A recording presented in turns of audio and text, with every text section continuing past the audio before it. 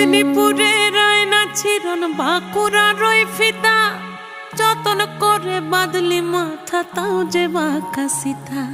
মেদিনীপুরে রায়না চিরন বাঁকুড়া রই ফিতা আর যতন করে বাঁধলি মাথা তাও যে বাঁকা সিথা। পেছ পাড়িয়ে